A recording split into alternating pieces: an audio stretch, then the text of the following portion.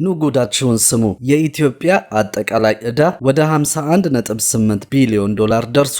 ለእያንዳንዱ ዜጋ እስከተባለ ይህ ዕዳ ወደ 125 ሚሊዮን ለሚጠጋው የህዝብ ቁጥር ሲከፋፈል የእያንዳንዱ ሰውን ዕዳ 414 ዶላር ያደርሰዋል። ይህ ቁጥር ትልቅ ላይመስል ይችላል። በተለይም ደግሞ ካደጉ አገሮች ዕዳ አንጻር አነስተኛ የሚባል ነው። ዋናው ነገር ግን የቁጥሩ መበላለጥ አይደለም።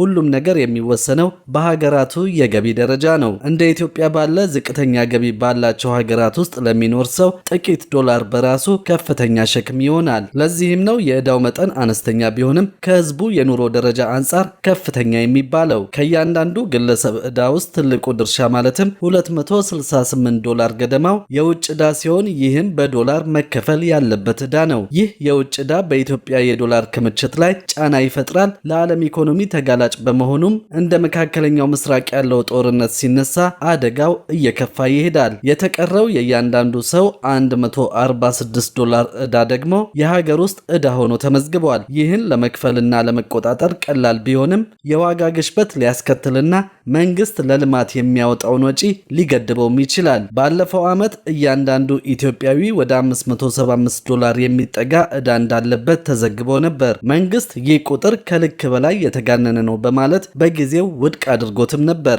የመንግስት መረጃን አምነን የዘንድሮ ዕዳ ካለፈው ዓመት ጋር ተመሳሳይ ነው ልንል ብንችልም እዚህ ጋር የምንዛሪ ጉዳይ ማንሳት ተገቢ ይሆናል። ያለፈውም ዓመት ሆነ የዘንድሮ የእያንዳንዱ ዜጋ ዕዳ ተመሳሳይ ነው ብለን እንውሰድ። ባለፈው ዓመት 1 ዶላር 135 ብር በነበረበት ወቅት የእያንዳንዱ ዜጋ ዕዳ 55890 ብር ይደርሳል። ዘንድሮ 1 ዶላር 155 ብር ገደማ በመሆኑ የእያንዳንዱ ዜጋ ዕዳ 64170 ብር ደርሷል ማለት ነው። የእያንዳንዱ ሰው ዕዳ በዶላር ለውጥ ባይኖረውም ካለፈው ዓመት አንጻር ዘንድሮ በብር ሲተመን ከ8000 ብር በላይ ጭማሪ አለው ማለት ነው። ይህ ጭማሪ የተከሰተው ደግሞ የብር የመግዛት አቅም እየቀነሰ በመምጣቱ ነው። የእያንዳንዱ ሰው ዕዳ ወደ 414 ዶላር አካባቢ ቢሆንም ከብር አንጻር ግን የዕዳው ሸክም በከፍተኛ ሁኔታ እያደገ ይገኛል። ትልቁ የዕዳ ጉዳይ ደግሞ አንድ ሀገር ምን ያህል ዕዳ አለባት የሚለው ብቻ ሳይሆን ዕዳው በሀገር ውስጥ ምን ያህል ሸክም ፈጥሯል የሚለው ክብደትና